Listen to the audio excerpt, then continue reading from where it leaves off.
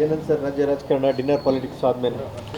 ನಿನ್ನೆ ಹೇಳಿದ್ದೀನಲ್ಲ, ಡಿನ್ನರ್ ಅಂದರೆ ಏನಾಗಿದೆ ಅಲ್ಲಿ ಇವತ್ತು SC ST ಶಾಸಕರು ಸಚಿವರು ನಮ್ಮ ಸತೀಶ್ ಜಾರಕಿಹೊಳಿ ಮನೆಯಲ್ಲಿ ಕೂಡಿ ಮುಖ್ಯಮಂತ್ರಿಗಳನ್ನ ಇವತ್ತು ಊಟಕ್ಕೆ ಕರೆದಿದ್ದಾರೆ. ಊಟಕ್ಕೆ ಕರೆದು ಸಹಜವಾಗಿ ತಮ್ಮ ಸಮಸ್ಯೆಗಳ ಬಗ್ಗೆ ಹೇಳಿದ್ದಾರೆ. ಅದರಲ್ಲಿ ಏನೂ ರಾಜಕೀಯ ಇಲ್ಲ. ಮತ್ತು ಮುಖ್ಯಮಂತ್ರಿಗಳು ಇವತ್ತು ನಮ್ಮ ಮನೆಗೆ ಕರೆದ್ರೂ ಊಟಕ್ಕೆ ಬರ್ತಾರೆ, ಬಂದಿದ್ದು ಯಾರು ಕೂಡ 2-3 ಸಲ. ಅದಕ್ಕೇನು ವಿಶೇಷ ಕಲ್ಪನೆ ಕೊಡುವಂಥದ್ದು ಅವಶ್ಯಕತೆ ಇಲ್ಲ. ಅದು ಶಾಸಕರೇನು ಇರಲಿಲ್ಲ ಸರ್, ಮುಖ್ಯಮಂತ್ರಿಗಳ ಆಪ್ತರು ಮತ್ತೆ ಹಿಂದೆ CM ಬದಲಾವಣೆ ಬಗ್ಗೆ ಹೆಚ್ಚು ಮಾತನಾಡಿದಂಥ ಸಚಿವರುಗಳು ಮತ್ತೆ ನೋಡಿ, ತಪ್ಪೇನಿದೆ ಪ್ರತ್ಯೇಕ. ಈಗ ನಮ್ಮ ಮನೆಗೆ ನಾನು ಮುಖ್ಯಮಂತ್ರಿಗಳು ಕರೆದ್ರೂ ಬರ್ತಾರೆ, DK ಶಿವಕುಮಾರ್ ಅವ್ರು ಕರೆದ್ರೂ ಕೂಡ ಬರ್ತಾರೆ. ಅದಕ್ಕೇನು ಸಂಬಂಧ ಇದೆ? ನಿಮ್ಗೆ ಅದರಲ್ಲಿ ಯಾರನ್ನು ಕರೆಯೋ ಆಸೆ ಇದೆ? ಇಬ್ಬರನ್ನು ಕರಿತೀನಿ.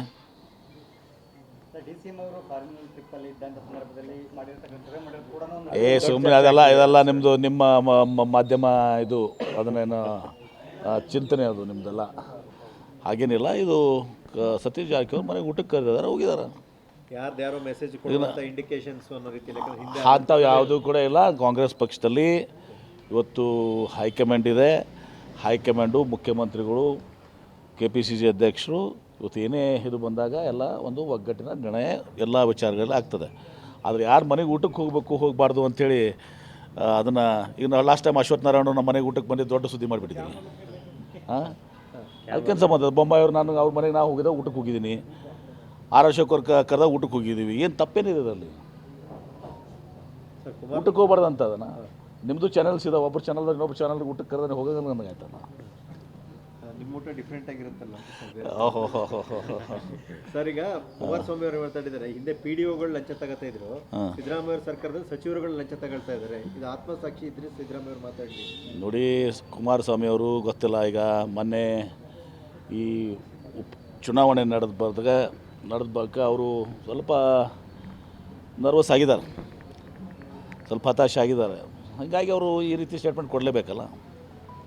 ಗ್ಯಾರಂಟಿ ಕಾರಣಕ್ಕಾಗಿ ಜನರನ್ನು ಸುಲಿಗೆ ಮಾಡ್ತಾ ಇದೆ, ಬೆಲೆ ಏರಿಕೆ ಮಾಡಿಕೊಂಡು. ಯಾರು ಏನು ಗ್ಯಾರಂಟಿಯನ್ನು ಕೊಡ್ತಾ ಇದೀವಲ್ಲ, ಎಲ್ಲನೂ ಕೂಡ ಗ್ಯಾರಂಟಿಗೂ ಕೂಡ ಬೆಲೆ ಏರಿಕೆಗೂ ಸಂಬಂಧ ಇಲ್ಲ. ಅದು ಬೆಲೆ ಏರಿಕೆ ಯಾವಾಗಲೂ ಕೂಡ ಪೆಟ್ರೋಲು ಡೀಸೆಲು ಇದ್ರ ಮೇಲೆ ಅಲ್ಲಿಯ ಎಂಪ್ಲಾಯ್ಮೆಂಟ್ ಸ್ಯಾಲ್ರಿ ಈ ಎಲ್ಲದ್ರ ಮೇಲೆ ನಿರ್ಣಯ ಆಗ್ತದೆ.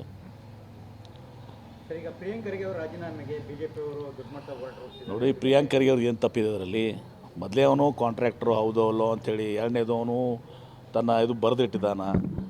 ಸುಮ್ಮನೆ ಪ್ರಿಯಾಂಕ್ ಖರ್ಗೆ ಅವ್ರ ಮೇಲೆ ಇವರು, ಯಾಕಂದ್ರೆ ಪ್ರಿಯಾಂಕ್ ಖರ್ಗೆ ಅವರು ಆ್ಯಕ್ಟಿವ್ ಇದ್ದಾರೆ, ಇವರೆಲ್ಲರನ್ನೂ ಸರಿಯಾಗಿ ಸಮಸ್ಯೆಗಳನ್ನ ಇವ್ರನ್ನ ಅಟ್ಯಾಕ್ ಮಾಡ್ತಿರ್ತಾರೆ.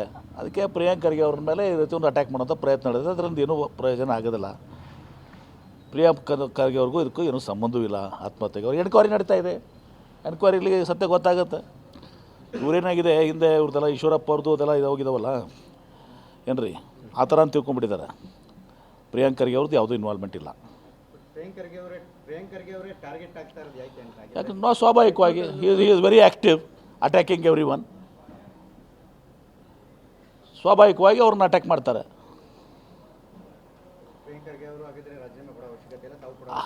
ಅದು ಪ್ರಶ್ನೆನೇ ಉದ್ಭವಿಸೋದಿಲ್ಲ. ರಾಜೀನಾಮೆ ಪ್ರಶ್ನೆ ಉದ್ಭವಿಸೋದಿಲ್ಲ. ಅವರ ಪಾತ್ರ ಏನೂ ಇಲ್ಲ. ತನಿಖೆ ಇದೆ, ತನಿಖೆಯಲ್ಲಿ ಸತ್ಯಾಸತ್ಯ ಗೊತ್ತಾಗ್ತದೆ. ಅವ್ನು ಕಾಂಟ್ರಾಕ್ಟ್ರು ತನ್ನ ಯಾವ ಕಾರಣಕ್ಕೆ ಅವನು ಆತ್ಮಹತ್ಯೆ ಮಾಡ್ಕೊಂಡಿದ್ದಾನೆ, ಕಾಂಟ್ರಾಕ್ಟ್ರು ಹೌದೋ ಅಲ್ಲ ಅನ್ನೋದು ಕೂಡ ಸ್ವತಃ ಗೊಂದಲ ಇದೆ. ಅದೆಲ್ಲ ಗೊತ್ತಾಗ್ತದೆ. ಸರ್ಕಾರಕ್ಕಿಂತ BJP ಸರ್ಕಾರನೇ ಚೆನ್ನಾಗಿತ್ತಂತೆ ಸರ್ ಕುಮಾರಸ್ವಾಮಿ. ಹೌದಾ? ಅದಕ್ಕೆ BJP ಅವರು ಕೂಡಿದ ಮೇಲೆ ಗೊತ್ತಾಗಿದ್ದಲ್ಲ. ಈಗ ಎಷ್ಟು ದಿವಸ BJP ಅವರು ಇವ್ರನ್ನ ಇಟ್ಕೋತಾರೆ ಅದನ್ನು ನೋಡೋಣಂತೆ. ಈಗ ಬದಲಾವಣೆ ಆಗಿದೆ ಪೊಲಿಟಿಕಲ್ ಸಿನಾರಿಯೋ. ಈ ಮೊನ್ನೆ ಈ ಚುನಾವಣೆ ನಡೀತು, ಈ 3 ಉಪಚುನಾವಣೆ ನಡೆದ ಮೇಲೆ ಸ್ಟೇಟಸ್ಸು ಬದಲಾವಣೆ ಆಗ್ತದೆ. ಕುಮಾರಸ್ವಾಮಿ ಅವರು ಸ್ಟೇಟಸ್ ಬದಲಾವಣೆ ಆಗ್ತದೆ. BJP ಅವ್ರ ಬಗ್ಗೆ ಇರುವಂಥ ಅಭಿಪ್ರಾಯ, ಅವ್ರ ಬಗ್ಗೆ ಇರುವಂಥ ಅಭಿಪ್ರಾಯ ಕಾದು ನೋಡಿ ಗೊತ್ತಾಗುತ್ತೆ ಮುಂದೆ. ಗ್ಯಾರಂಟಿ ನ್ಯೂಸ್, ಸುದ್ದಿ ಖಚಿತ, ನ್ಯಾಯ ನಿಶ್ಚಿತ.